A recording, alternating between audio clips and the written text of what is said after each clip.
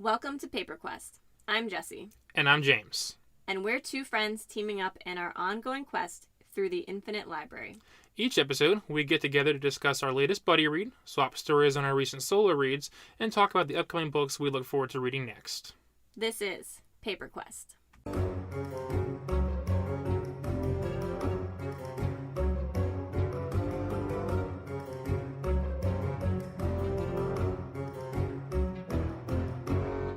All right, so Jess, how many books do you have on your solo reads this week? I have two books that I'm currently reading. One is definitely a cozy. I'm in that Christmas vibe season, and it's called Christmas Cupcake Murder by Joanne Fluke. Okay, yeah, you already told me about this one. And I love it. It's basically there's a baker, and she finds a homeless young man who has amnesia, and she decides that she's going to solve the mystery of who this young man is. And every chapter, because she, her whole life is about baking and baked goods, she's bringing cookies to the local picnic, and she's making things for her mom and gifts and things like that. And so at the end of every chapter, there are recipes, and I want to make them all. I was literally just reading this morning, and the last recipe was like chocolate chip oatmeal cookies, but there was some Christmas variation to it. So I'm not a great baker, but I'm about to try to bake a bunch of stuff. I don't bake or cook, period, but that would be very distracting to have recipes at the end of every chapter. I love it. Yes, it definitely makes me hungry. All right, you want to just jump back and forth? I'll do one, you do one? Sure. I just recently finished the Discworld. There's this long series called Discworld by Terry Pratchett. I think it's just over 30 books, and it's ridiculous. There's not a serious note in the entire series. The premise is throughout the series, it all takes place on the Discworld. There is a galactic-sized turtle swimming through the cosmos, and on the back of the turtle, there are 4 elephants, and on the back of the elephants, they hold the flat Discworld. It's a fully realized world. It has mountain ranges and oceans and towns and cities and the magic systems. And every couple of books follows a different main character. And anything that could happen will happen. There's scientists who are trying to figure out whether or not a Tuin is, I think how you pronounce the turtle's name, is male or female. So they're trying to go over the edge of Discworld to see if it has a penis or not. There is Rincewind, who's one of the main characters, and he is a wizard who can't do magic. He is proud to be a wizard. He has wizard on his hat, spelled wrong, 2 Z's. But he is garbage. He's a level 1 wizard. They all have levels. And he doesn't want to go on adventures, but he always ends up finding himself in one. And it's very Hitchhiker's Guide to the Galaxy. It's very just that kind of humor, very Douglas Adams. It's just ridiculous. And I'm on book 5 of, I think, 30 plus, and we'll see how that goes. One question. When you started, did you know it was 30 plus? Yes, there is tons of fan-made reading orders based on the story, based on publishing order, based on the certain character you're trying to follow. And I just decided the best thing to do, because there were so many options, was just to go publishing order and figure it out on my own. Everyone says that the writing style, like his books are good to start with, and they get increasingly better as he progressed. So it's just best to read it in that order so I can see how he went through the years. That's fair, but that's a strong commitment. I don't know that I could commit to 30 plus books. Luckily, these books are like thin, like a couple hundred pages, not many words on one page, so you're not getting too involved. But yeah. What's your next one? The other book I am currently reading is a series, and it's Zodiac Academy by Caroline Peckham and Suzanne Valenti. I am on the 3rd book, and basically Zodiac Academy is a magical academy where there is elemental magic, but you also have certain traits based off your zodiac sign. So if you're a Leo, like I am, you're more likely to have fire magic because Leo is ruled by the sun. And then on top of that, it's a very complex situation. They all have quote unquote orders. So that's like vampire, werewolf, Pegasus. Um, they have, what's the thing with one eye? A Cyclops. Cyclops, Yeah. yeah. So like all of these things, and the two main characters are Gemini twins, and they were changelings, so they were raised human and turned 18, brought back to the academy, and they're like, hey, you're princesses and you're the most powerful things we've ever had, but they don't know what their order is. Everyone hates them because they weren't raised there and they're basically coming back to take the throne. So there's this political side to it. And then there's also kind of like bullies to lovers, except no one's lovers yet. They're all still bullies. But there's that like undertone of like, I kind of hate him, but like he's cute in various instances. So I'm on the third book of, I think, 8. Okay. And they're on Kindle Unlimited. So if you have that on Amazon, they're all free. And that is right up your alley. You're all into the zodiac signs, and I know nothing about any of that, but I very much appreciate it. My knowledge is just zero on that. Yeah, I've just never seen it used in a magical system. That is the first time I've heard that, and that's actually that's unique. It's very, very different, especially because a lot of fantasy tends to be samey after you've read as much as we have. Yes. So that's really cool. Agreed. Another one that I'm reading is a series. Again, I've got myself in a hole here because I think this series is at least 15 plus long. Mm-hmm. I'm gonna read these every other couple of books because I want to keep it interesting. Mm-hmm. But this is the Dresden Files by Jim Butcher. Massively well-known author in the fantasy circles. Dresden Files is I've heard about it pretty much my entire adult life. Everyone always tells me to read it, so I finally started. It is fantasy, but it's more, I want to say grounded and realistic, but at the end of the day, it's still fantasy. It does take place on our Earth. He is a detective who works with the Chicago, I believe it's in Chicago, the Chicago police force. Most people on Earth don't believe in magic. He has a couple friends on the police force, friends in quotes. They are aware that magic exists, and sometimes the cases they get involved in are magic related. So that's why they partner up. It's got vampires and fairies and magic systems, and there's a council that keeps watch on everyone who is magical. So it's like a crime mystery fantasy series. So I'm guessing I've only read the first one, which is called Stormfront. So I'm guessing each one is, of course, a continuation, but each one is a different case, and that's been really cool so far. That sounds actually really interesting because I like mysteries and obviously all sorts of magical creatures and things like that. And my go-to is typically sci-fi fantasy. I love mysteries. I've read a few, but having one in a fantasy setting is a lot of fun. It's really cool. And you can kind of figure out as you go along. Sometimes you just don't know because there's crucial information just missing in a TV show or a movie or a book. But this one, once you realize what's going on, I felt like I could have figured it out. I sucked at it, so I didn't figure it out. But I was like, the pieces were there, so I really appreciated that. Yeah.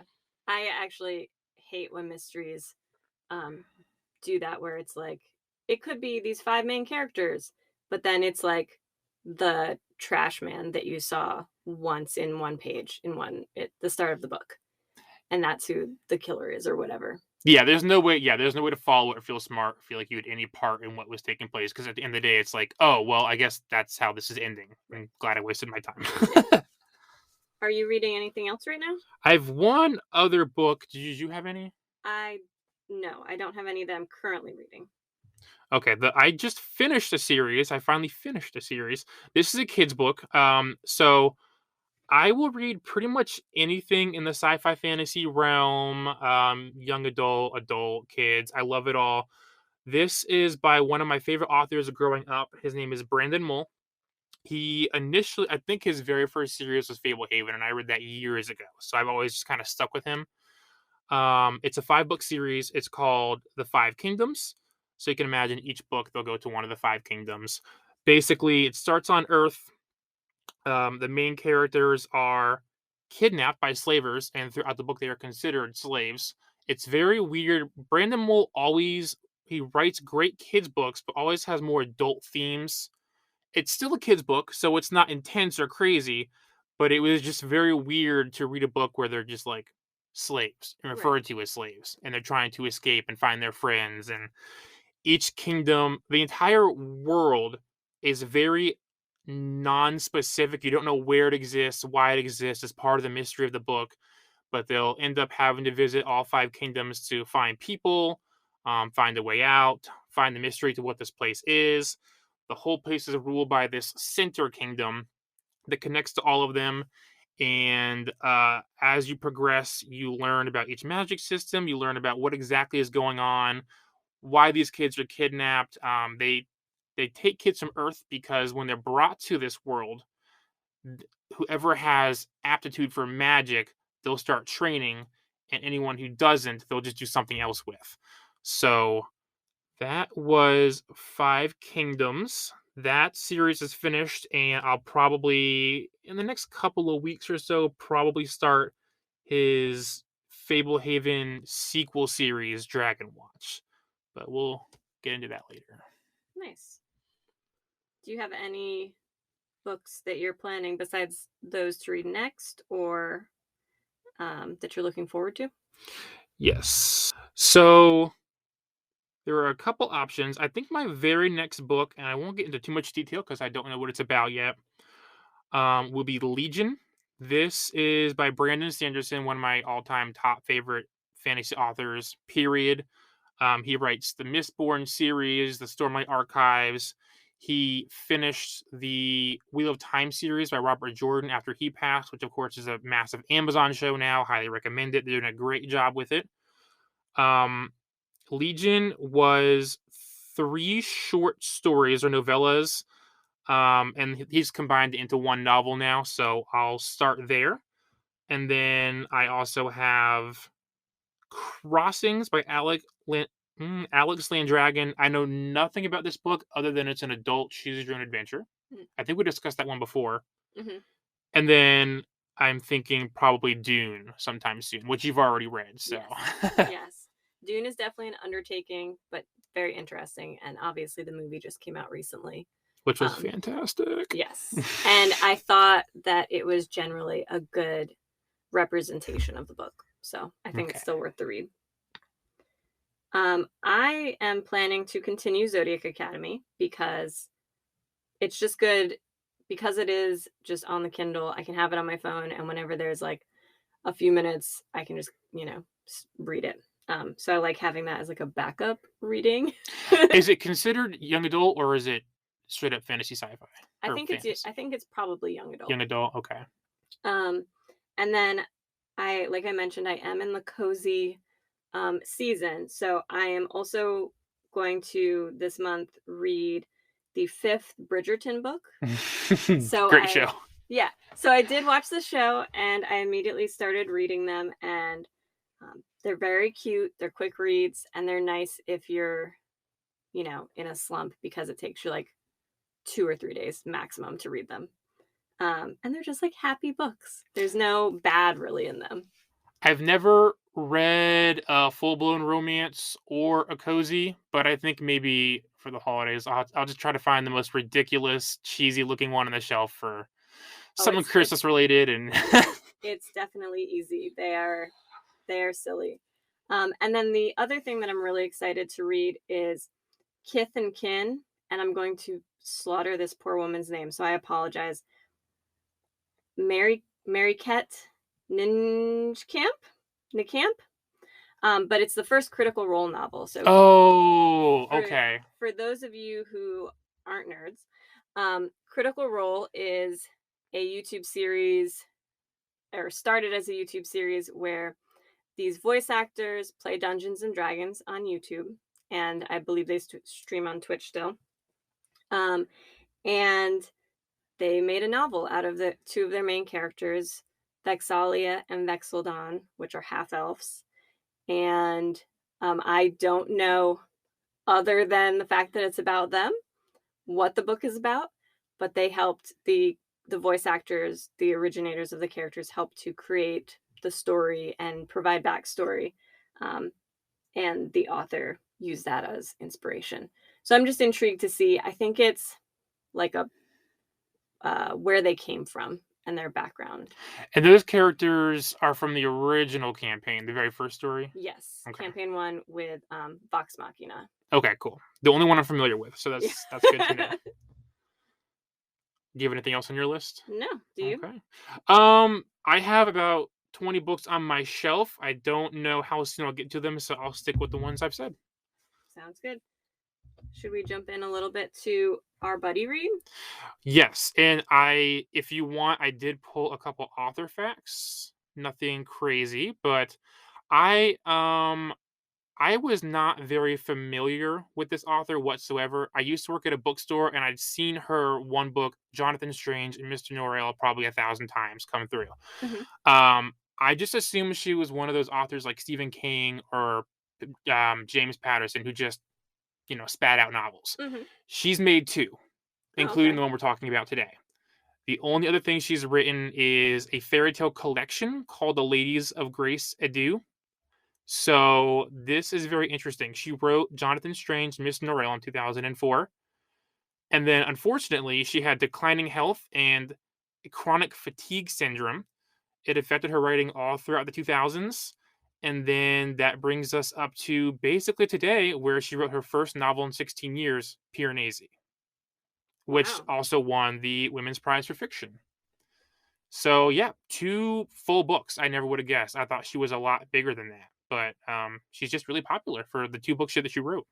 Well, I'm glad that she kind of sounds like overcame her issues Yeah, I and don't I don't know the extent of what she's dealing with now, but yeah, very interesting. it seems like recently she's having kind of a rebirth because, when we went to pick up this book and try and find a book that we both wanted to read, it was front and center at the bookstore. Yep, So, absolutely. All right, so Piranesi, a house filled with infinite rooms, an ocean with ever changing tides, and thousands of extremely detailed statues.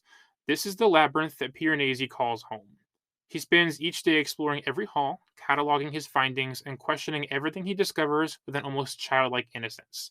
But he's not alone. He has a friend known only as the Other, who is attempting to discover the quote, great and secret knowledge supposedly held somewhere within the maze like halls. Piranesi and the Other have opposing views as to whether or not this knowledge exists or if it deserves to be found. As Piranesi continues his research, new information comes to light, secrets are revealed, and Piranesi's universe as he knows it may come into question. So when I read the summary on the back of the book, kind of similar to what we wrote here, I was immediately intrigued. It was a general fiction book. This is not in the fantasy section, but it had a ton of fantasy vibes to it. mhm. I like the idea of a maze-like house and the mystery of what this place is. What were your initial thoughts when we picked it up? So when we were walking around, I was drawn to it. It's a beautiful cover. Oh yeah, It has a fawn on the front and gold foil and swirls and clouds. And I'm definitely a bit of a magpie, so I was like, "This is beautiful." Um, and I read the back cover too, and I was like, "I'm intrigued." But it was definitely the cover for me. I I'm still 10 years old, and it's like if the cover looks good, I'll pick it up. yeah, Like I know you're not supposed to judge a book by its cover, classic phrase, but yeah, I'm 10 years old. yeah. Um, but no, I was intrigued, and it was something that I think is a good starter book for us. It I think well, we'll say now we'll jump right into spoilers, but I think that it actually had a little bit of everything, especially by the end. You had mystery, crime, thriller, fantasy. I think it touched most major subjects actually by the time you figured everything out. Hmm. The first half of the book is a lot of not a lot of, but some general world building. You learn about Piranesi. You learn about the home, or I guess they call it the house with the capital H, Hmm. and the Other. and quite a few dead bodies. Before you knew what the house was or what the mystery was, did you have initial thoughts as to what you thought was happening or what this place was?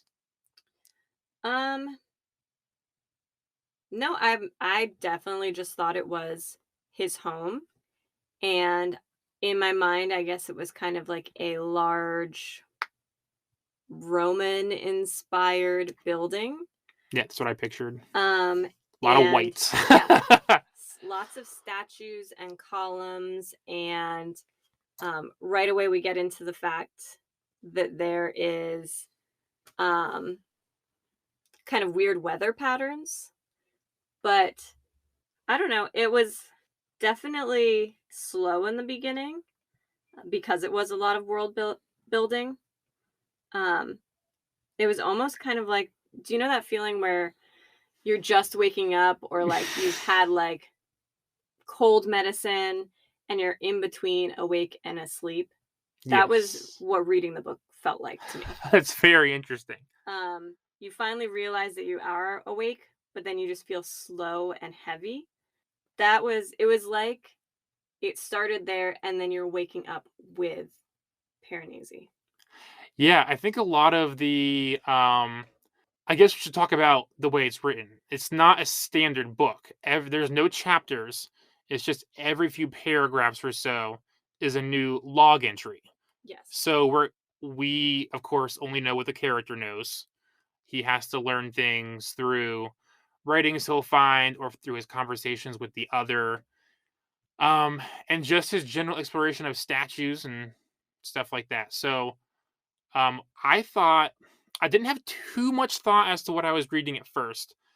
The book kind of came off as a tad bit religious to me because there's a quote he says, "The beauty of the house is immeasurable, is kindness infinite," and he kind of treats everything with a ton of respect, even Mhm. inanimate objects, whatever.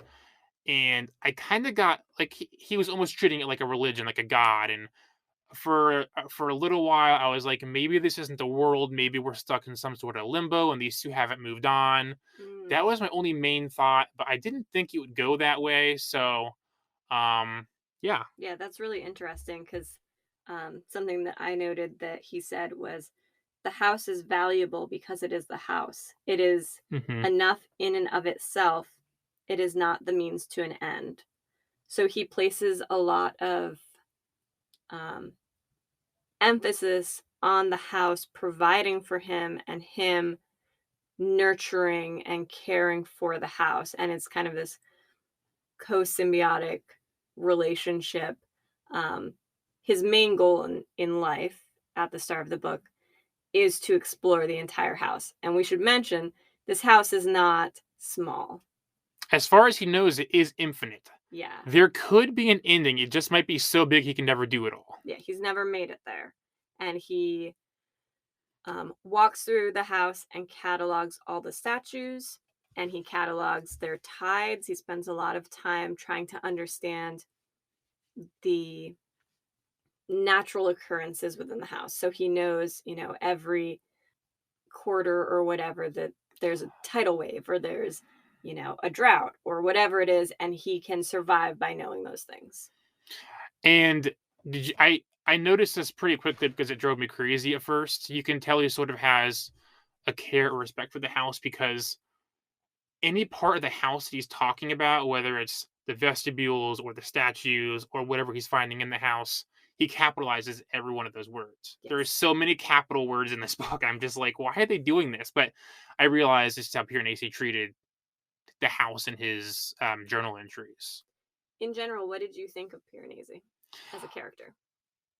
That's a hard question because he becomes somebody so different at the end. Well, at the start, what Yeah, did you think? I at first I mean it's told to us that he is a grown man, but he comes off as a child. For Hmm. whatever reason, he doesn't know where he came from, if he started here.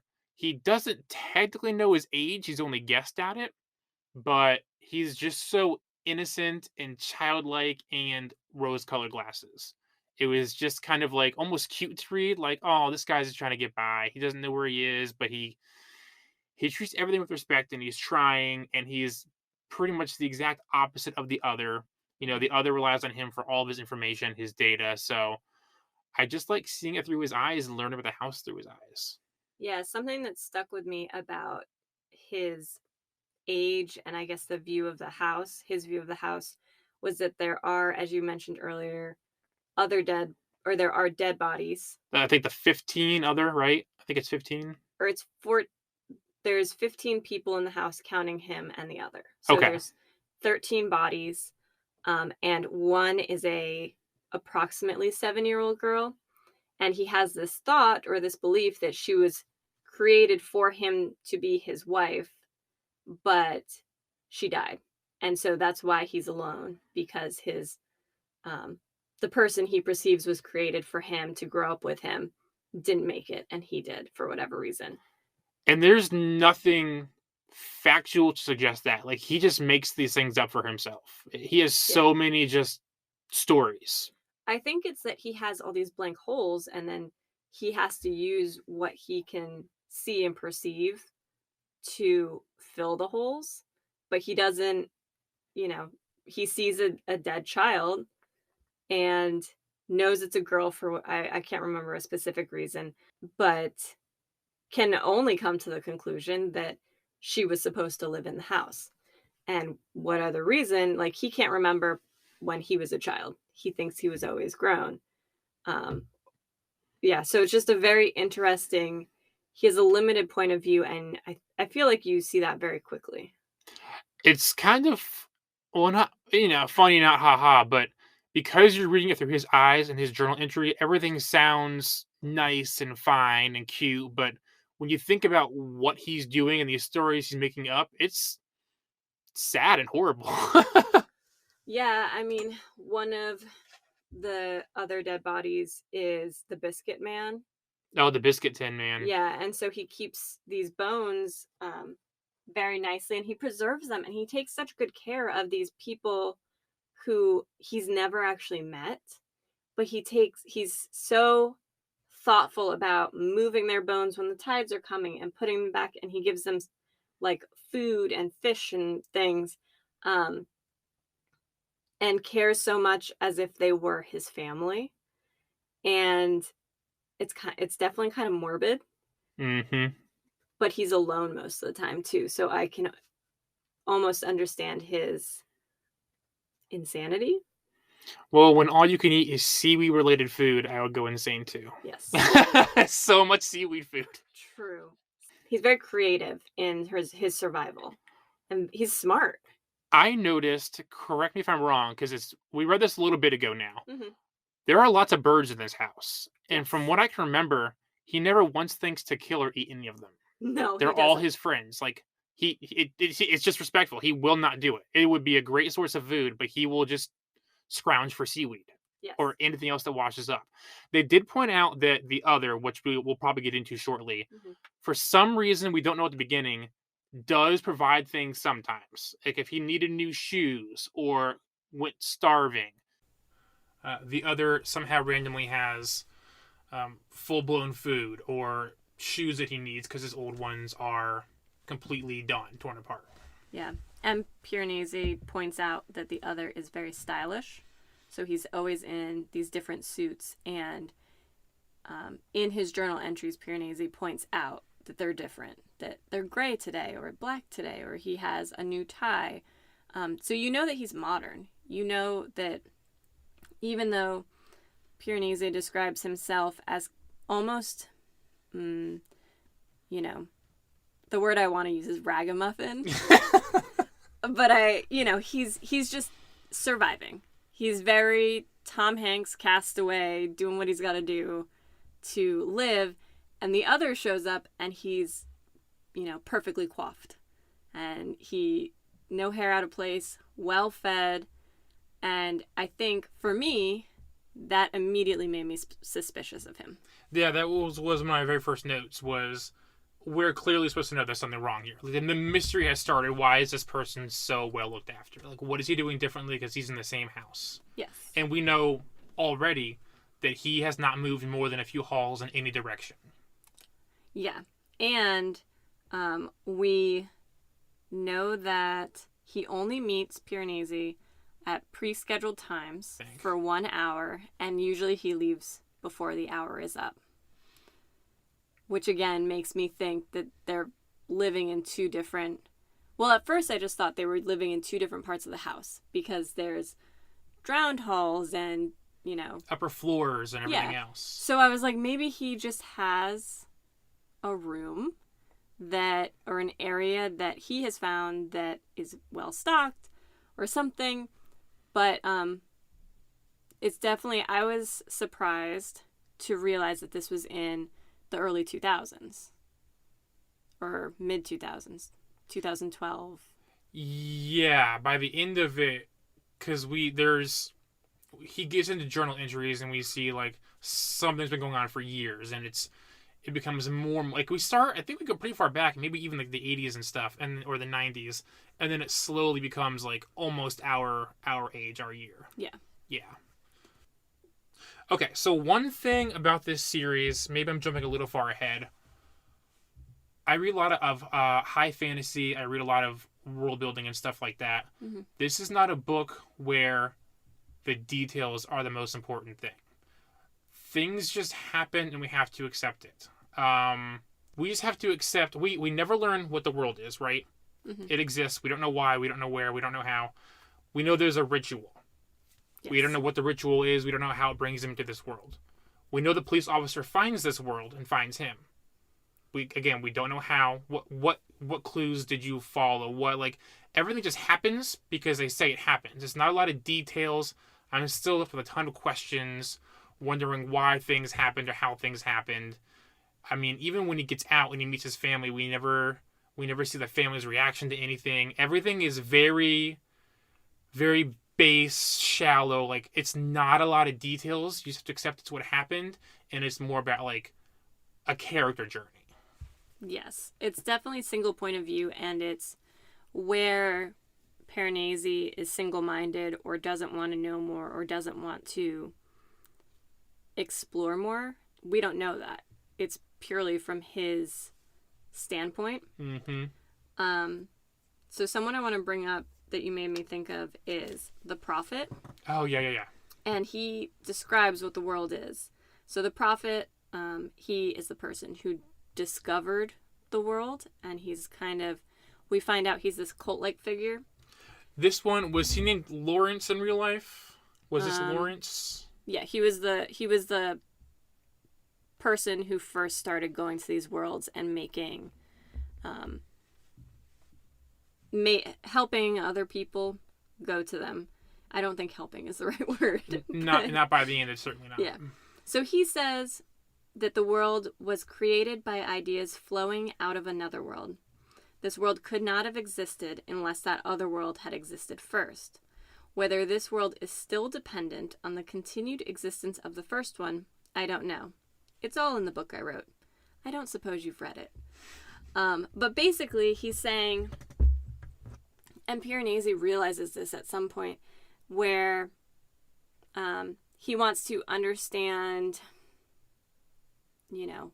families, and there's suddenly statues of families.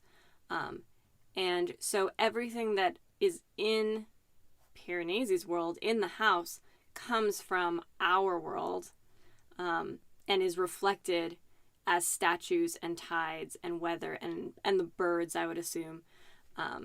And so we didn't read the book. We didn't read the book that the prophet wrote. So we don't know how he found it, and we don't know what led him to even believe it was a thing. Like, why is there the connection? One of the last few pages of the book, Piranesi is walking down a street or something, and he recognizes some faces. Like, there's real people walking by, and he's like, I've seen your statues. Yes. And that's as far as that goes. So they're proving to us that link was real, but it's like, what is that? Like, why does this world flow into the next? It's so interesting. I don't know. Well, and there's definitely the thought that there could be all of these other worlds, and you just have to have the right, the ritual to get to them. And that's why me as a fantasy reader, I'm like, I want to know more. Like, how are these worlds coming into existence? What's the connection? But we'll never know because Piranesi doesn't really know, which is fine. Like, that is the kind of book we're reading here. but like so much answers. Like I need I want all of the world building. Well, what's interesting is earlier you mentioned that it was very character driven, but I didn't actually feel like, because most of the books I read, I am in my 30s, but most of the books I read are YA or, they're very character driven where you learn everything about the character and you don't have to, you kind of make up what the world looks like. And in this, there was a lot more of like the statues and the houses and the weather. And I was just like, I think what I it's a should have lot. said was not so much character driven, but it's Maybe. the personal development, like Mm-hmm. the personal journey. Not so much because there's at the end of the day, there's two characters we hear a lot about, and the rest have very little to do with the book. Yeah. So you mentioned the police officer. So there are, as we mentioned earlier, 15 people in the world that Piranesi knows of. And 16 he realizes exists, and that there is this someone else in the house or has been in his house. And the other says, hey, 16's gonna try and kill me. So you need to hide and be afraid of 16, which would be the 16th person in the house. And at first, Piranesi just takes it at face value and He trusts him. That's all he has. trusts him, yeah. That 16 is out to get him. 16 is bad. And very specifically that 16 is just I think he uses the word maleficent or something like that, like full of malice. Just a horrible person, but there's no reason really why. And he accepts that and is afraid of running into 16 and has kind of these thoughts of like, what would I do? Maybe I would help to reform 16 and help them to be a nice person. Again, those rose-colored glasses. I don't know that I have that positivity in me. Yeah, it's interesting because he so trusts the other in his word that when the police officer, the 16 comes through, the 16 knows who he is because he's the officer. He knows he's missing, and will start leaving notes because she couldn't possibly find him in all of this house.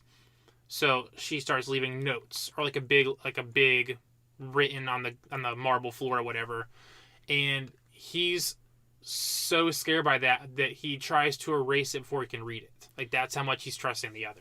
Yes, and I don't know if it was the first thing he reads, but I definitely think it was the first thing that started to crack open his brain and his memories was she wrote on the floor, are you Matthew whatever? I forget his full name. Is it Sorensen? I think so. Yeah.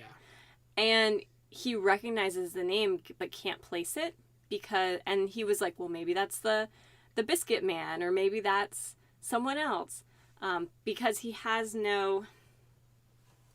doesn't use real names for anything. But I feel like it started to make him question what was happening, and that this person might be more than just someone out to harm him. Well, that brings us to the fact that he finds out he's been rewriting his journals. Yes. And that's where a lot of the mystery starts getting solved. He has volumes of journals, and then he starts realizing there's entries that he doesn't remember writing, and he's been changing the volume numbers as he's been going. We know this is because, as the other told him, the longer you stay in here, the more you lose your memory as you go, which again is another hint of like, is the other living here? Because he's not forgetting his memories. But yeah, so the journal entries is where we start learning about the outside world and the other characters. Yes, and the other tells Piranesi that he is forgetful. And so he starts thinking he's losing his mind, and the other says, we've gone over this before. I told you this, 2 weeks ago or whatever Yeah, he's really frustrated. Is. Yeah, and he's like, no, like, I know every statue in every hallway of every part of this house that I've ever seen. My memory's great. Maybe you're the crazy one. And then the other is like, look, if you're going to be off your rocker, I'm going to have to kill you. Which is like, how is that a response? You put, like, I don't understand that train of thought at all. And he just goes with it. Yeah, he does have his own. He respects the other's opinions, mm-hmm. but he does have his own thoughts. He's not technically a follower, like the other's looking for the great and secret knowledge, whatever that means at this point in time.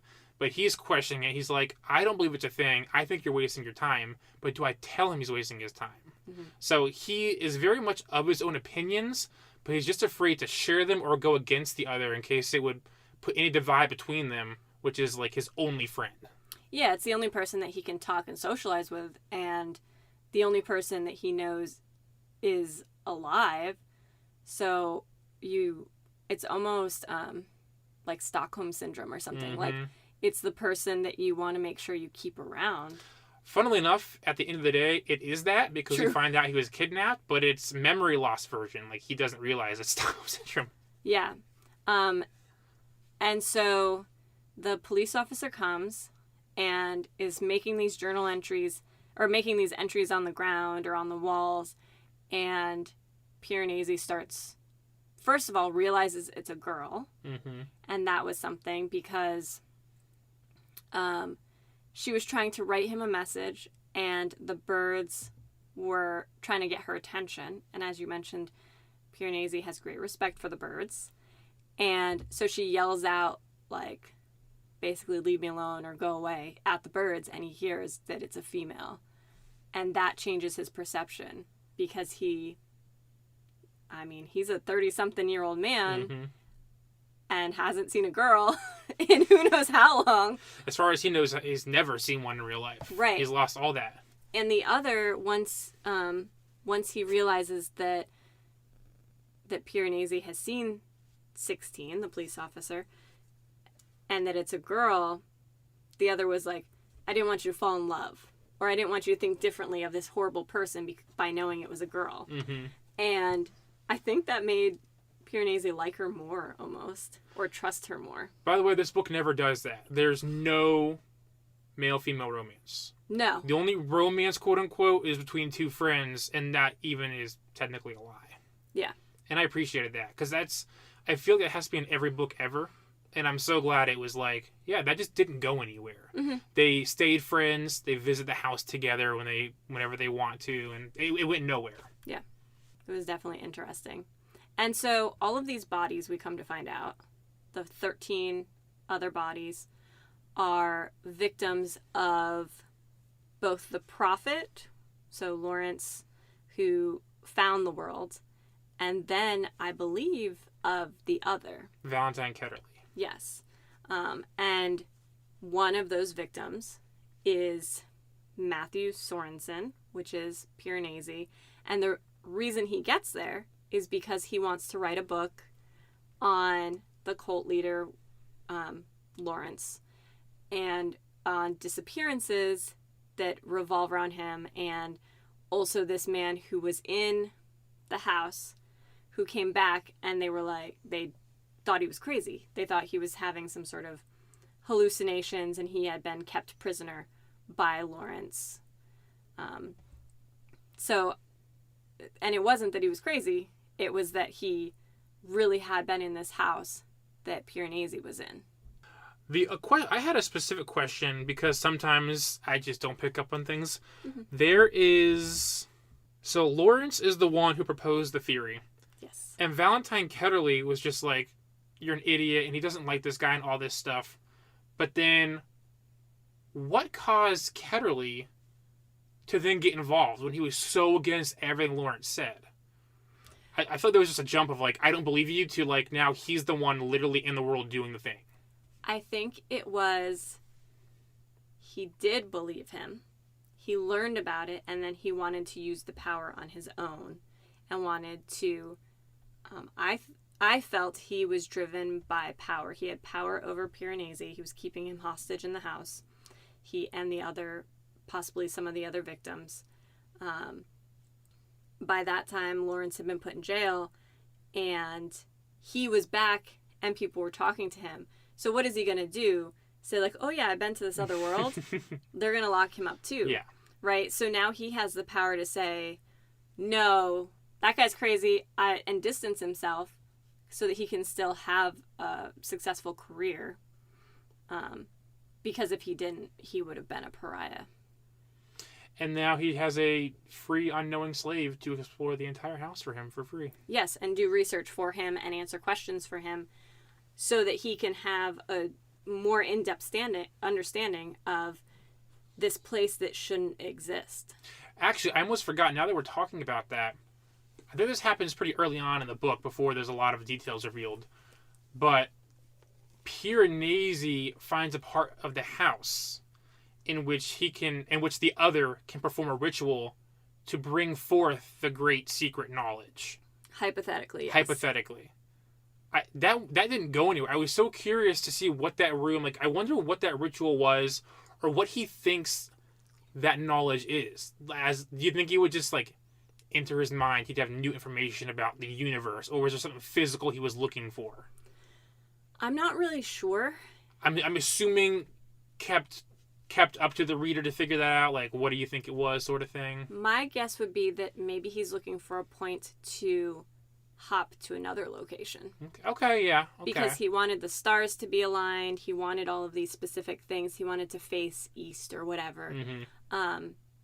And so my guess is that that would be his version of the ritual. So Lawrence, the prophet, his ritual, because it's different, a little bit different, it seems to me, for each person, was thinking about his childhood and this kind of peaceful place and being able to transport himself from that peaceful memory. Mm-hmm. But just based on the other's very, like, mean, calculated, strategic kind of personality, I don't think that he could choose a happy memory and Peter Pan himself to a new place.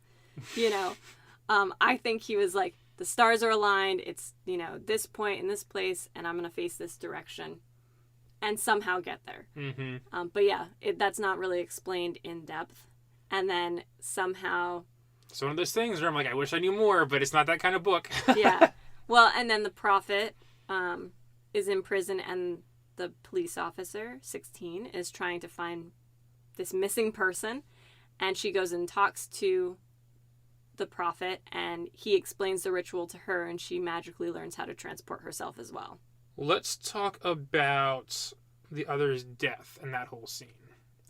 Okay. There's a lot of good things to quote in here, but one of the saddest things I think they said in the entire book was, quote Piranesi, "My last thought before I fell asleep was, he is dead, my only friend, my only enemy." That was a very depressing line. The only person you knew for years that was your friend, that helped you with clothing and food and everything else, and then he turns bad and now is your only enemy. That was super... Yeah. It's... So, Piranesi, from the police officer, learns that he is Matthew Sorensen. He belongs to the other world, the real world. And I think when he learns that, my perception was that he separated himself. He was Piranesi with the other. He was Matthew Sorensen in the real world. And then there was this core part of him, which was who he truly is. And I think that his kind of, that quote, his thoughts on the other, it wasn't like grief necessarily. It wasn't like he was very sad, but it almost to me was just factual. I mean, it was kind of among many other things in the book that broke his reality. It was just reality breaking to him. It just changed his whole perception. And also the other's death, don't get me wrong, he doesn't deserve to be alive. You know, it's all coming together. The four tires are going to meet. This happens once, who knows how often. I think they said like thousands or millions of years or something. All the tides are meeting. Piranesi realizes that the other has like a raft and a kit set up. Yes, and a gun. And the raft is set, good to go. There's this whole scene where they're climbing statues and going after each other.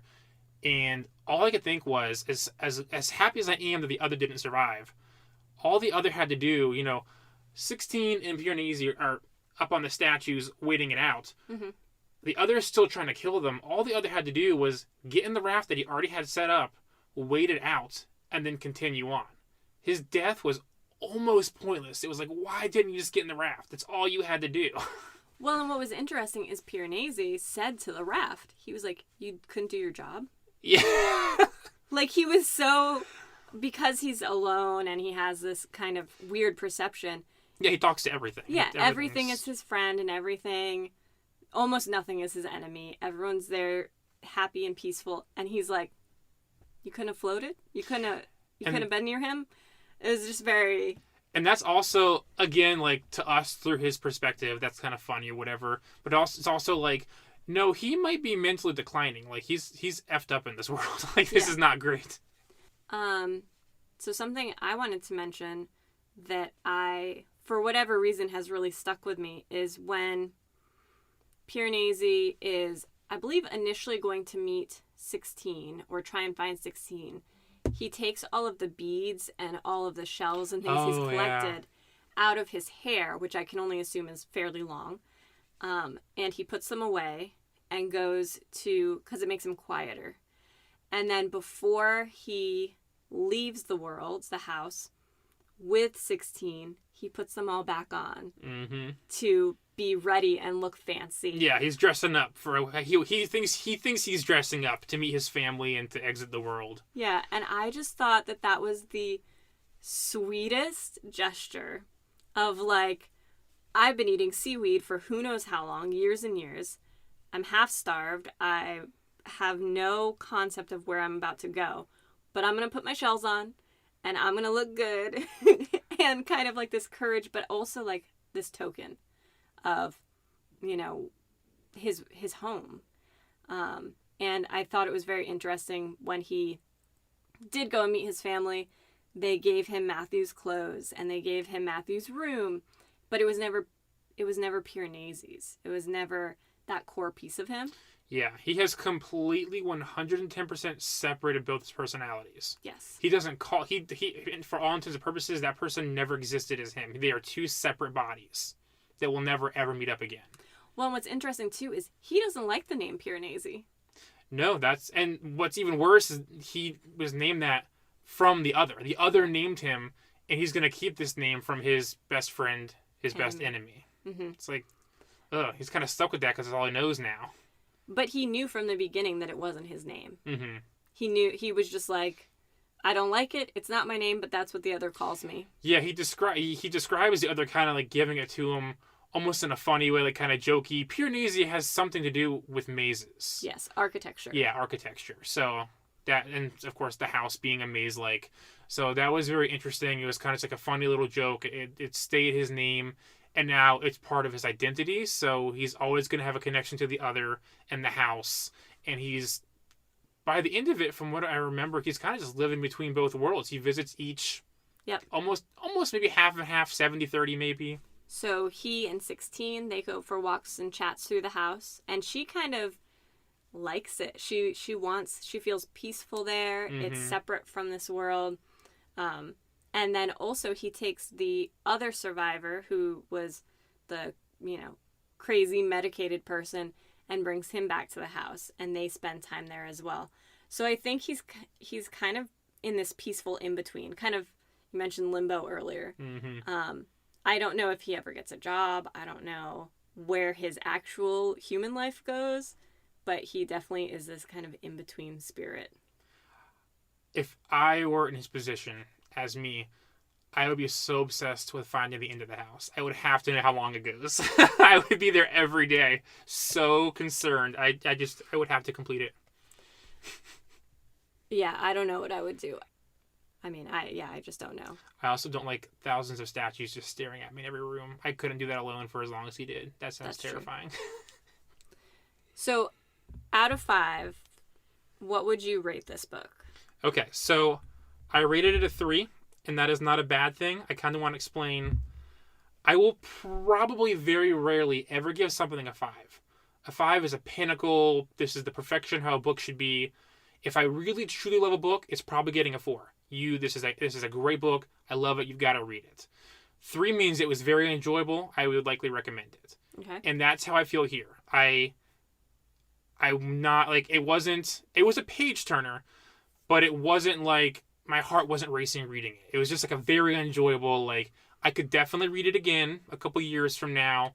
Um, it always sucks when the mystery is kind of lost, but going back with that perspective, reading it a second time when you know the solution, the answer, you pick up on a lot more. Mm. But I very much enjoyed reading it, and it's a solid 3, and that is by no means a bad rating in my own book. Fair. So for me, if I rate something a 5, which I do rate a fair amount of 5s, it is something that I would read again. Okay, we are different. Okay, so we're different in that respect. That's interesting. Yeah. It was a page turner. Couldn't put it down. Ordered out because I wanted to read, and I would definitely read it again. A 4 is, it was great, but there were, pieces missing. It wasn't necessarily a page turner. 3 is like, I'm happy I read it. I wouldn't necessarily ever pick it up again, but I got something from it. So for me, this was a solid 3 until the last 20 pages, and the pace picked up and the action picked up, and kind of the living between two worlds, that pushed it to a 4 for me. Okay, very cool. Okay. I did have lots of questions. We'll never know the answers to. No, but I think that's part of why it was a 4. If it didn't, if you know everything, it's not what you want. Right. Mm-hmm. And if it didn't show us kind of at least a little taste of the outside, and I liked the happy ending that he could kind of go back and be in his happy place. I think what I liked about the ending, I mean, I share all those same thoughts, but again, with the books that I typically read, it's always earth-shattering, world-ending. And this was the height of this book was 4 tides coming together, mm-hmm. the other dying, and then he lives this in-between life. Nothing earth-shattering happened here. It was very moderate, very just this is a very small story in some corner of the universe. No one's ever going to know about it. It's not on the news, per se. It just happened. It's there. That's very, no one's really in 100 years ever going to know what I've done. I'm mm-hmm. not a famous person. I'm not, I'm just a normal mom and wife, and that's it. No chosen one, no destiny. Yes, and that's very much Piranesi. He is just who he is, and this is his story, and we happen to get a glimpse of it through his journals. Now I say that as someone who reads, again, mostly sci-fi fantasy, and as we get more into general fiction, I'm sure we're going to come across this more often. But for a book that balanced general fiction with fantasy, I was surprised how that worked at the end. Yeah. All right. Any last thoughts before we move on? I'm glad we read it. It was definitely different than my standard book, but I'm excited to, branch out together. The book was just as intriguing as the cover and the summary made it seem. I feel like it just all perfectly matched. I was like, this is exactly what I expected in a good way, and I'm really glad that I read it. You mentioned the cover. For the first 20 pages, I just assumed that Piranesi was a faun. I thought that was him too. Okay. Until they started getting into detail, I thought the main character was on the cover. Yes. But I think that ended up being a statue that he was really fond of. Yes. It was one of his favorite statues. Yes. Because I thought we were getting into fantasy, we're going to see golems and elves sort of thing, but it wasn't that. Yeah, much more grounded. Well, what will we be talking about on our next podcast? So next we are going to do... We've already started it, so I'm really looking forward to talking about this one. It's called A Darker Shade of Magic by V.E. Schwab. I didn't know this going into it when we picked it up, but it is indeed a trilogy. I mentioned it to some friends, and I guess most of my friends have read it, and they were like, you're going to love this book. It's one of my favorites. I didn't realize how popular it was. And they were like, even if you just read the first book, it starts and it ends. So if that's the only book you do, you are not going to feel dissatisfied. Yeah, I'm definitely excited to talk about it. I don't know yet if we plan on doing the rest of them for the podcast, like buddy books, or if we're just going to put it in our own solo reads and mention it later on. But I guess we'll see where that goes. Mm-hmm. So please, if you're listening to this, feel free to rate and subscribe wherever you are listening to it. You can also follow us on Instagram or Bookstagram. at Paper Quest Podcast, all one word. And leave us a comment. If you're like, hey, this is the best book I've read this year, let us know, and we will definitely look into possibly reading and talking about it on this episode or on this podcast. We'll also have Facebook up again at Paper Quest Podcast, and an email is set up at paperquestpod@gmail.com. See you next time. Bye.